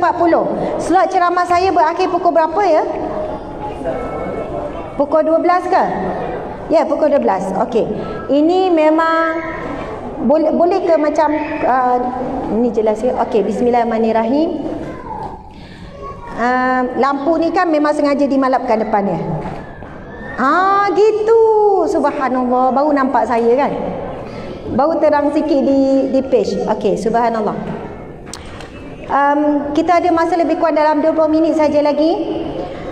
Sekarang pukul 11.40. InsyaAllah untuk 20 minit ni kita sentuh sikit bab antara punca utama masalah rumah tangga, iaitu curang. Dan hari dulu statistik curang, kalau 10 orang yang curang, 8 orang curang tu daripada lelaki, 2 lagi daripada perempuan. Tapi sekarang statistik curang ni dah hampir sama banyak dah antara lelaki dan perempuan. Dah hampir sama banyak. Faktor utama disebutkan tadi iaitu bab media sosial lah. Okey, kecurangan berlaku sama ada di tempat kerja ataupun di kalangan suri rumah pun dah semakin tinggi. Nauzubillah min zalik. Saya nak pergi kepada apa itu curang. Curang ialah hubungan yang dibina secara haram. Hubungan yang tidak sah, hubungan yang dibina secara haram, sama ada lelaki dengan wanita lain, suami dengan perempuan lain, ataupun isteri dengan lelaki lain. Tak kira lah lelaki tu bujang ke, suami orang ke dan sebagainya. Hukum curang adalah berdosa besar, haram. Dan saya mohon maaf, ada orang dia cakap macam ni, Ustazah, adakah istilah curang oleh lelaki? Saya rasa curang ni perempuan je, curang ni isteri je, suami tak ada curang. Saya kata kenapa encik cakap macam tu? Sebab suami kan, lelaki kan boleh nikah 2, 3, 4. Jadi sebenarnya lelaki tu bukan nak curang, dia nak berkenalan saja. Itu istilah lain, itu perkara lain. Saya sebutkan istilah curang ini, kalaulah seorang lelaki dia nak berpoligami, nak nikah 2, 3, 4, dalam keadaan syaratnya cukup, dalam keadaan isterinya redha, isterinya boleh terima dengan cara yang baik, itu bukan namanya curang. Itu namanya seorang lelaki dia nak berpoligami. Yang saya sebut istilah curang lelaki dan curang suami dan curang isteri adalah mereka memang melakukan hubungan yang terlarang dalam keadaan dirahsiakan tanpa sebab ataupun tujuan yang jelas, dan mereka terlibat dengan perkara yang haram. Contohnya bermesej, bermain perasaan, bermesej-mesej yang melampaui batasan agama, berkongsi gambar yang melepasi batasan agama, sekian-sekian, melayan perasaan, melayan hawa nafsu. Kadang hawa nafsu itu dipuaskan dengan apa? Bercakap, dengan suara pun dah seronok dah gembira sangat dah. Okey, bila sebut pasal curang, ia berkaitan rapat dengan mendekati zina. Dan kita tahu zina itu haram bukan sekadar melakukannya, mendekati zina juga dilarang. Sebab itu di dalam Al-Quran Allah berfirman, la taqrabu zina. Jangan kamu menghampiri zina. Itu pun larangan jelas dah. Bukan sekadar berzina, tetapi untuk menghampiri pun telah pun diberikan larangan yang keras, yang jelas oleh Allah Subhanahu wa taala. Jadi di antara perkara-perkara ciri-ciri menghampiri zina ialah bermesej mesra antara lelaki perempuan tanpa ikatan yang sah. Itu dah menghampiri zina. Telefon, borak. Alah, saya cakap kosong je, bukan apa, tanya khabar je. Ada keperluan ke tanya khabar isteri orang? Ada keperluan ke tanya khabar suami orang? Kalau tak tanya khabar, hidup tak tentu arah ke? Tak tanya khabar, adakah keperluan ataupun kehendak? Bukan ada. Kalaulah itu bukan keperluan, itu hanyalah kehendak, kita bimbang, itu bibit-bibit mendekati zina. Allahu Akbar, subhanallah. Jadi kita jelas apa itu curang dan apa hukum curang. Curang hukumnya adalah haram. Bahkan ada hadis Nabi SAW. Nabi bersabda, bukan di kalanganku. Nabi kata, bukan di kalanganku. Maksudnya bukan di kalangan orang yang beriman, bukan di kalanganku. Mereka yang merosakkan hubungan suami isteri. Nabi tidak mengaku di kalangan umatnya. Nabi tak mengakui, bukan di kalanganku. Mereka yang mengganggu, meruntuhkan hubungan suami isteri. Sebab itu hukum menjadi orang ketiga. Sama ada dia isteri orang ke, suami orang ke, dia bujang ke. Dia mula membuat hubungan yang terlarang dengan suami orang ataupun dengan isteri orang, hukumnya adalah berdosa besar, hukumnya adalah haram. Selama mana mereka berhubung, dicatat sebagai dosa-dosa dan sebagainya. Allahu Akbar. Okey. Jadi saya nak pergi kepada bagaimana nak mengatasi masalah curang. Saya nak share beberapa kisahlah pengalaman saya. Seorang wanita yang dah nak pencen, kaki tangan kerajaan. Dulu saya selalu ceramah, saya jumpa orang memang ramai kan. Bila dulu sebelum saya sibuk macam sekarang, saya ada beberapa tempat ceramah yang berkala. Yang mana saya ceramah ada seminggu sekali, ada 2 minggu sekali. Satu hari saya nak balik, saya dah selesai mengajar, saya guna kitab kat situ. Seorang wanita jumpa saya, umurnya dah dekat 60, mungkin 58, dekat nak pencen. Kemudian dia kata, ustazah, saya nak jumpa ustazah sekejap. Kadang-kadang saya sempatlah nak dengar, nak layankan. Kemudian masuk dalam lift, dia pun datang sampai kat kereta, dia pegang menangis-nangis. Dia kata, ustazah, akak ni dah tua ustazah. Akak ni dah ada cucu ustazah. Subhanallah, minggu lepas, dia kata, ustazah, minggu lepas saya selama ni tak pernah syak suami saya. Suami saya Tuan Haji, saya hajar orang panggil dia Tuan Haji. Suami saya ustazah, orang yang terikat dengan masjid, memang suka semayang masjid 5 waktu kali sehari ustazah, orang baik ustazah. Memang lelaki yang baik. Habis tu apa masalah akak ni kak? Dia kata, ustazah, saya baca mesej dia sehari sebelum dia kata kepada saya dia outstation. Tapi rupanya dia dah plan dengan seorang perempuan untuk nikah di Thailand. Dan saya selama ni, sebab saya tak pernah syak apa-apa, suami saya tak ada sangat perubahan yang ketara. Jadi saya cuma tergerak hati je nak baca mesej. Dan memang saya jumpa mesej tu, dia dah rancang siap-siap esok dah nak pergi dengan pasangan tu nak nikah di Thailand. Kemudian ustazah, apa yang saya buat sekarang, saya memang hati saya hancur. Saya malu ustazah sebab wanita itu sebaya dengan anak saya. Dan anak-anak saya pun tak tahu suami saya dah tua ustazah. Okey, bila saya dapat kes macam ni, ada orang kata, ustazah, apa salahnya kalau dia mampu dia nak nikah? Poligami tu kan dibenarkan sekian-sekian. Memang kalau ikut pengalaman saya, handle masalah poligami memang banyak. Tapi saya tak berhasrat nak ceritalah. Saya nak cerita masalah makcik ni, saya tanya dulu. Masalah akak ni, saya kata, puan, suami puan bila dia terlibat dengan perempuan ni, dengan wanita ni, apa perubahan negatif yang berlaku? Saya ingat perubahan tu biasa, memang dia lain ustazah, begini-begini contohlah. Tapi saya tak perasan itu perubahan yang melibatkan perkara ni, sebab macam tak logik. Perempuan tu siapa dia? Saya tanya. Dia kata perempuan tu ustazah adalah rakan sekerja dia. Dan suami dia tu auditor satu syarikat besar yang memang selalu outstation.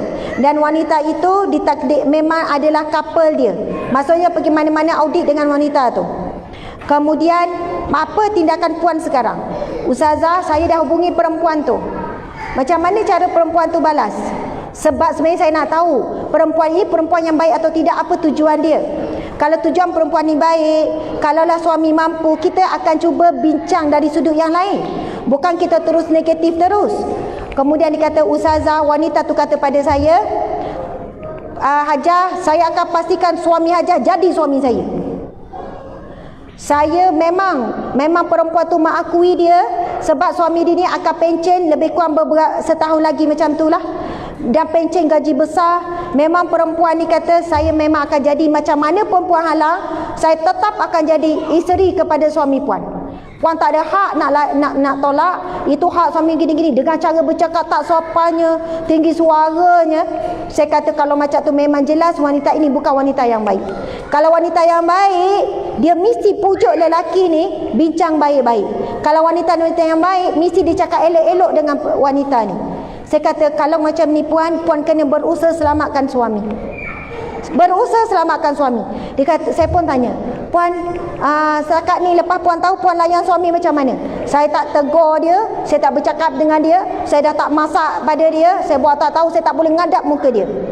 Saya kata, puan macam ni. Pertama, apabila Allah menguji kita, contohnya ujian seperti ini, memang ujian sangat berat. Sebab puan dengan suami lahir couple, puan dengan suami sekian-sekian dah ada cucu, beza umur dalam 30 tahun, beza umur banyak, 30 tahun. Dan dia kata, Ustazah, tak kalau suami saya nak ada anak pula, anak saya tak boleh terima, Ustazah, gini-gini, malu dengan orang, sekian-sekian. Saya kata macam ni lah puan, puan kena terima ujian yang Allah berikan. Pertama, mungkin datangnya daripada kesilapan kita juga. Mesti ada silap, mungkin ada kekurangan, mungkin ada dosa kita. Dan perantaraannya suami puan sekarang. Jadi puan tak boleh letakkan kesalahan tu 100% pada suami. Kita kena akui bila menghadapi masalah rumah tangga, jangan letak dan rasa ego, rasa sombong letak pada sebelah pihak saja. Cek juga diri kita. Mungkin ada layanan kita dah makin kurang. Mungkin ada perangai kita yang membuatkan suami jauh hati. Mungkin ada dosa maksiat kita lakukan sembunyi, yang mana kerana dosa itu Allah nak beri teguran, Allah datangkan ujian yang berat seumpama ini. Jadi Ustazah, apa yang perlu saya buat? Kita sendiri bagi yang menghadapi ujian ni, bertaubat dengan Allah, banyakkan istighfar, kemudian selawat, dan ada berapa lagi perkongsian yang saya minta dia buat. Kemudian saya kata, puan layan suami lebih baik daripada sebelum ni. Masak dengan masak yang terbaik, bagi senyuman yang manis. Cuba jadi isteri yang sebagaimana puan jadi awal-awal kahwin dulu. Itulah ikhtiar. Saya tanya puan, saya tanyalah dia, puan nak tak suami puan seperti dulu? Mestilah Ustazah. Puan sayang tak suami? Mestilah sayang. Dah hidup 40 tahun Ustazah sama-sama susah payah macam ni. Saya tak boleh terima kalau suami saya rasa macam, ya tak boleh terimalah dah usia macam tu kan. Kemudian subhanallah, dia pun buatlah. Saya ada minta belikan hadiah, bagi hadiah pada suami. Ustazah, saya akan cuba buat walaupun hati saya dah hancur, hati saya sangat sedih sekian-sekian. Lepas 2 minggu, selepas 2 minggu, sebab kuliah kat situ 2 minggu sekali, lain, dia datang jumpa saya, wajah dah manis, jumpa wajah bercahaya. Subhanallah. Terima kasih Encik. Okey, terima kasih. Okey. Lepas tu dia kata, Ustazah, Alhamdulillah. Kenapa puan? Suami saya dah berubah, dia tak jadi kahwin dengan perempuan tu. Saya kata, puan, cepatnya perubahan. Kadang-kadang payah tahu benda-benda macam ni, sebab mereka dah rancang nak kahwin apa semua. Sekarang Ustazah, suami saya ambil perubahan drastik, letak berhenti kerja, maksudnya nak berhenti awal, dan suami saya sanggup bayar pula beberapa, sebab dia syarikat swasta bukan agensi kerajaan.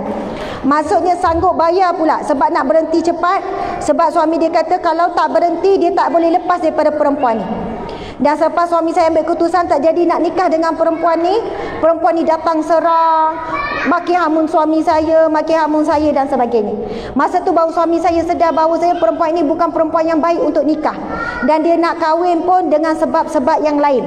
Bukan ikhlas nak jadi isteri, bukan ikhlas sekian-sekian. Sedangkan beza umur 40 tahun dan sebagainya. Jadi saya bukannya pukul rata semua kes ni. Saya cerita kes ni. Saya tanya apa yang puan buat. Ustazah, saya buat macam Ustazah suruh, layan suami cara terbaik. Dan saya mula muhasabah diri saya. Saya mula terima apa yang berlaku, datang juga daripada kesilapan saya. Saya minta maaf dengan suami. Tak macam awal-awal hari tu saya mengamuk, saya salahkan suami, saya ungkit kebaikan saya tinggikan suara, saya dah tak jadi diri saya. Rupanya dengan saya buat begitu, tidak ada apa-apa perubahan pun yang berlaku, malah hubungan kami semakin buruk. Tapi bila saya mula berubah kerana Allah, dan saya minta, ya Allah terimalah, saya nak jadi isteri yang baik semula. Ya Allah tolonglah kembalikan suamiku. Dan saya konsisten Ustazah, selawat 1000 kali, istighfar 1000 kali, dan adalah lagi amalan-amalan lain. Saya berpuasa, saya bangun malam, minta dengan Allah lembutkan hati suami. Dan memang benar, hati pasangan kita yang pegang adalah Allah, bukan diri kita. Masya Allah, Allahu Akbar. Dan ada banyak lagi lah kisah-kisah testimoni bila datangnya klien yang mengadu masalah curang. Saya bukan terus meletakkan masalah, punca masalah kepada yang curang tu, tetapi bawa bersama muhasabah supaya sama-sama memperbaiki. Masya Allah, Allahu Akbar. Dah makin meriah ni kan, dah makin riuh ni. Dan dewan kita pun, okey, sekarang pukul 11.55, tinggal lagi lebih kurang 5 minit. Saya nak buka satu soalan mungkin. Mungkin anda nak tanya soalan? Subhanallah.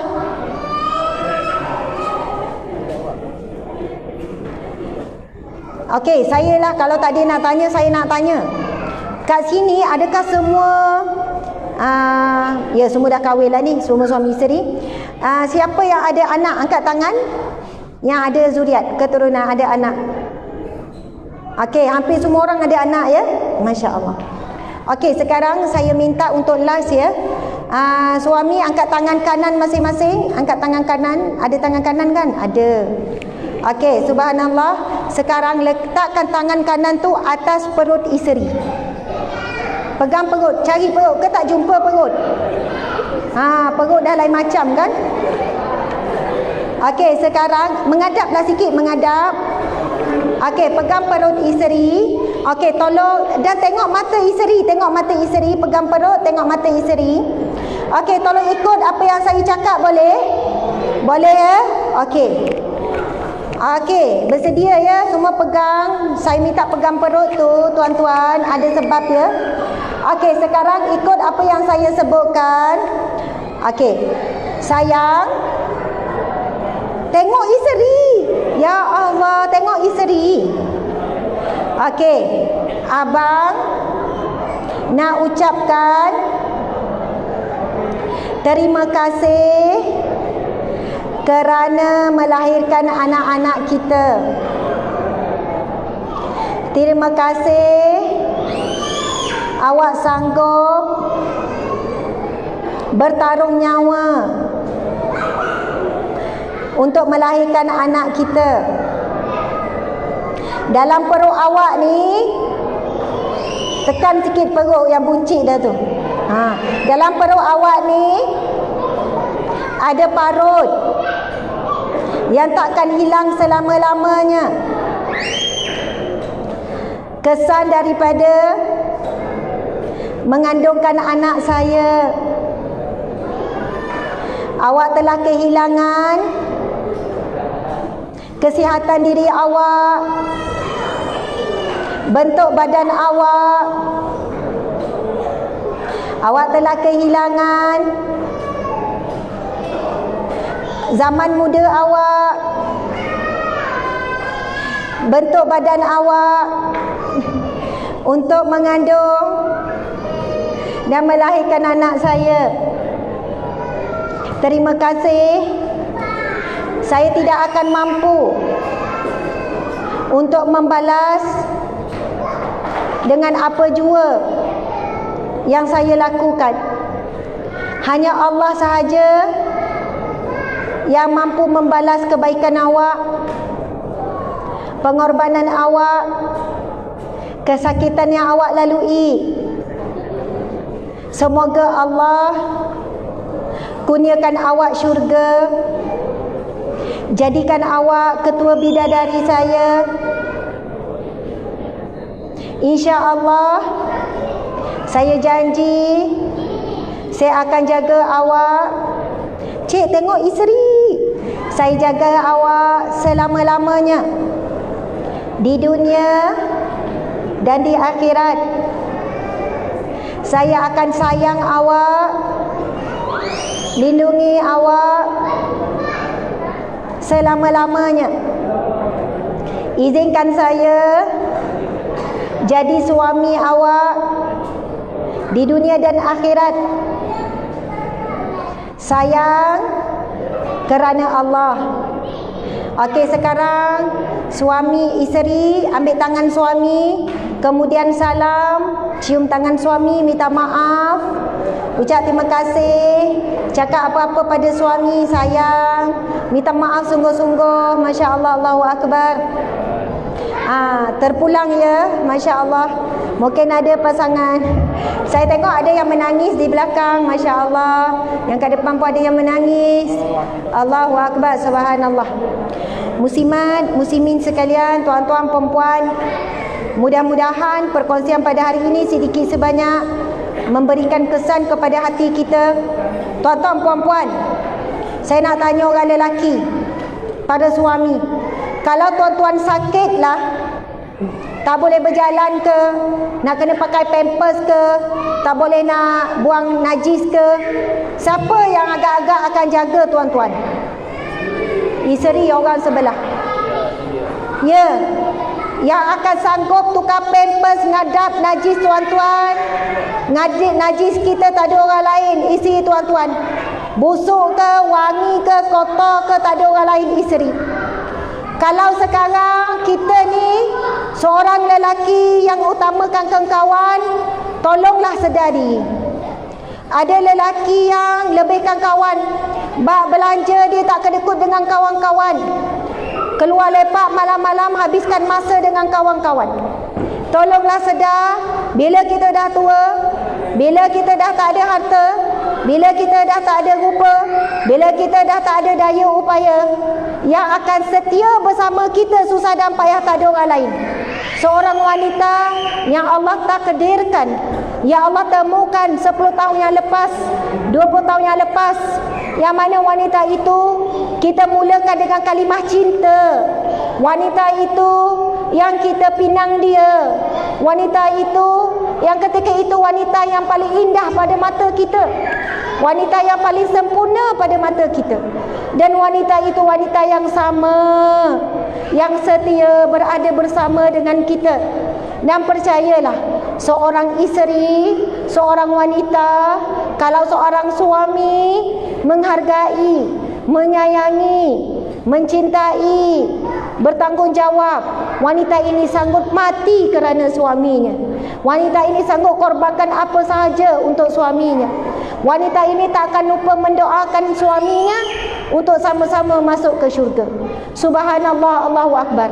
Tuan-tuan, puan-puan, para wanita sekalian, wahai para isteri, kedudukan kita jadi isteri ni, Allah beri lebih kita ni jadi seorang isteri ni kerana Allah temukan kita dengan seorang lelaki yang berada di sebelah. Walaupun perutnya mungkin dah buncit sekarang, walaupun badannya dah berubah, mungkin kan kulit pun dah berkedut dan sebagainya, rupa dah tak handsome macam dulu, tapi dialah satu-satunya lelaki yang paling jujur dalam hidup kita. Percayalah, kerana dialah lelaki pertama yang menerima kita seadanya ketika kita tidak ada apa-apa. Dia lelaki yang pertama yang sangat berani meminang kita, yang sangat berani mengambil risiko untuk jadikan kita isteri, untuk jadikan kita teman hidup. Jadi berusahalah kita untuk menggembirakan hati suami. Dan setiap kali kita menggembirakan, buat sesuatu, senyum yang manis untuk suami, kita diberi pahala. Subhanallah, Allahu Akbar. Okey, sekarang last, saya minta isteri letakkan tangan pada pipi suami. Letak dua-dua kat pipi suami. Okey, tengok mata. Tengok mata suami. Okey, tengok. Okey, tengok, pegang dan tengok. Okey, sekarang isteri tolonglah sebut apa saja yang isteri nak sebut. Bang, Saya mohon maaf. Bang, saya sayang awak. Bang, terima kasih atas semuanya. Abang bagi saya peluang, saya jadi isteri yang solehah untuk awak. Okey. Subhanallah. Itulah lelakinya. Yang banyak berkorban untuk kita, jaga kita. Yang banyak sabar dengan kita. Oh, perempuan suka bebel tapi isteri bernanah telinga. Kalau telinga tu ada nanah, dah berapa dah baldi nanah dia keluar. Okey, alhamdulillah. Sekarang pusing. Subhanallah, Allahu akbar. Puan-puan, wahai para isteri, suami kita banyak sabar dengan kita. Dia sebenarnya banyak memaafkan kita walaupun kita tak minta maaf. Allahu akbar, dia banyak simpan rasa. Sebab dia tahu kalau dia tegur je, kita tak berhenti akan menjawab. Akhirnya orang lelaki, dia diam, dia simpan, dia menyendiri dan sebagainya. Mudah-mudahan insya-Allah, saya doakan tuan-tuan puan-puan sekalian, Allah kurniakan sakinah, ketenangan dalam rumah tangga, mawaddah iaitu kasih sayang, warahmah dan juga belas kasihan, rahmat Allah dalam rumah tangga. Mudah-mudahan tuan-tuan puan-puan saling berkasih sayang, bercinta sampai ke syurga. Allah kurniakan zuriat keturunan yang soleh-solehah dan insya-Allah kita masuk ke syurga sekeluarga. Amin ya rabbal alamin. Sekian, saya mohon maaf salah dan silap. Terima kasih kepada semua. Wabillahi taufiq wal hidayah. Assalamualaikum warahmatullahi wabarakatuh. Subhanallah. Insyaallah.